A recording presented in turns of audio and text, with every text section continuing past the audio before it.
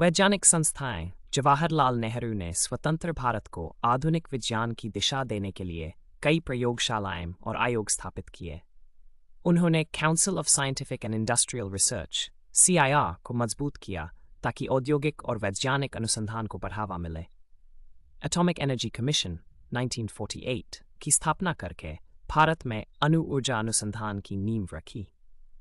इसी दौर में national physical laboratory, national chemical laboratory और नेशनल एरोस्पेस लैबोरेटरीज जैसी राष्ट्रीय प्रयोगशालाएं बनी।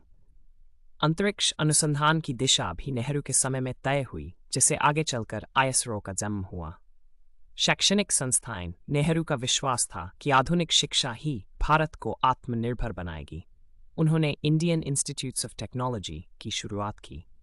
पहला IIT खड़गपुर में 1950 में खोला गया।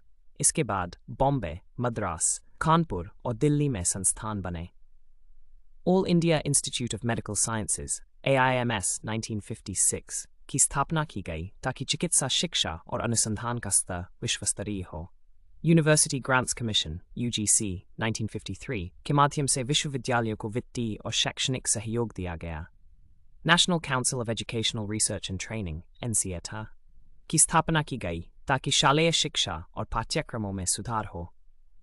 सांस्कृतिक संस्थाएं नेहरू ने भारतीय कला और संस्कृति को भी उतना ही महत्व दिया जितना विज्ञान और शिक्षा को। साहित्य अकादमी की स्थापना साहित्य को प्रोत्साहित करने के लिए की गई। ललित कला अकादमी 1954 चित्रकला और दृश्य कला के विकास के लिए बनी।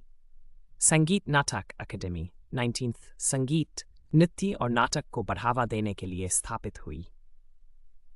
नेशनल म्यूजियम भारतीय विरासत और कला को संरक्षित करने के लिए खोला गया।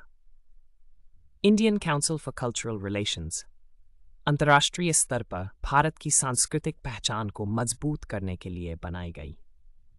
निष्कर्ष: नेहरू ने विज्ञान, शिक्षा और संस्कृति को एक साथ जोड़कर भारत की आधुनिक पहचान गढ़ी।